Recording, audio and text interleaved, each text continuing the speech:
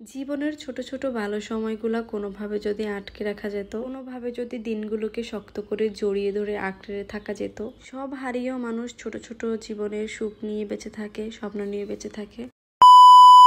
আমরা নিজেদের লাইফ নিয়ে এত বেশি ব্যস্ত, বিশেষ করে আমরা যারা মধ্যবিত্তরা আছি তারা চাইলেই সব কিছু করতে পারি না। সব কিছু করার জন্য আমাদের একটা প্রপার টাইম প্রয়োজন।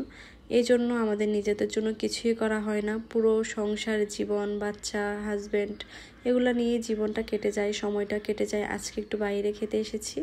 এটা ছিল দক্ষিণ মনুশ্রী অফবিটে রেস্টুরেন্টে। এসে আগে একটু পোজ দিয়ে নিচ্ছি, যদিও এই রেস্টুরেন্টের থিমটা ছিল রিক্সা, যার জন্য রিক্সার ভিতরে বসে একটু ফটো তুললাম, ভিডিও ক্লিপ নিলাম। এটাই হচ্ছে স্মৃতি। হয়তো কোনো একদিন এই স্মৃতিগুলো দেখবো। আজকে যা করি গতকালকে সেটা অতীত মনে হয়। ঠিক এভাবে জীবনের পাতা থেকে সবগুলো দিন চলে যাচ্ছে। মাঝে মাঝে মনে হয় যে সময়গুলোকে যদি কোনোভাবে আটকে ধরে রাখতে পারতাম, হয়তো ভালো মুহূর্তগুলোকে কখনো যেতেই দিতাম না। যদিও ভালো মন্দ দুইটাই মিক্স করে মানুষের জীবন, হাসি খুশি মিক্স করেই থাকতে হয়।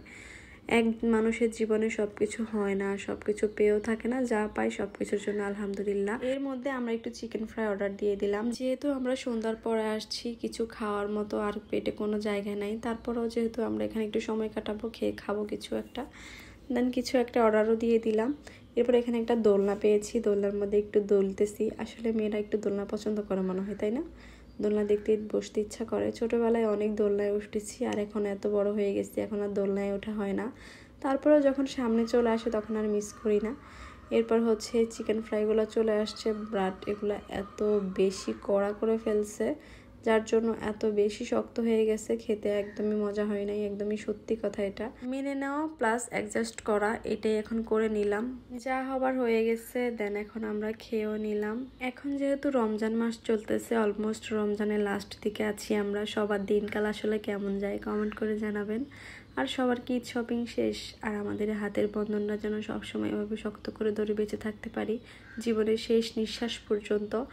এরপর বাসায় চলে যাচ্ছি, শাড়ি পরছি, যার জন্য আর হাঁটতে ইচ্ছে করতেছে না। অটো দিয়ে চলে আসলাম টেলার্সে আসি আমি জামা কাপড়গুলো নেওয়ার জন্য। যে ঈদের সময় যেহেতু অনেক বেশি ঝামেলা থাকে, ওরা টাইম মতো দিতে চায় না। যদিও আমার এই টেলার সাপোর্টটা খুব টাইম মতো দিয়ে দিয়েছে। ঈদের সময় নাপিত আর দর্জি এই দুই শ্রেণীর মানুষের থাকে সবচেয়ে বেশি পাওয়ার।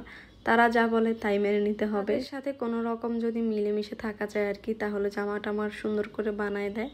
এরপর মোটামুটি আমার ড্রেসগুলো আমার পছন্দ হয়েছে। শিলার উপর ডিপেন্ড করে ড্রেসটা আসলে কতটুকু সুন্দর হবে। তারপর আমি নিয়ে নিলাম, নিয়ে বাসায় চলে যাব। আর আজকের ভিডিওটা এ পর্যন্তই। সবাই ভালো থাকবেন। নেক্সটে দেখা হচ্ছে। এর মধ্যে আনাবিয়ার পাপা আমাদেরকে নিয়েও আসলো, মানে কম সময়ের মধ্যে কমপ্লিট। আর এই সুন্দর জামাটা আমার বান্ধবী আনাবিয়াকে ঈদ গিফট দিয়েছে, দেন একটু দেখিয়ে দিলাম। আজকের ভিডিওটা এ পর্যন্তই। সবাই ভালো থাকবেন। নেক্সটে দেখা হচ্ছে।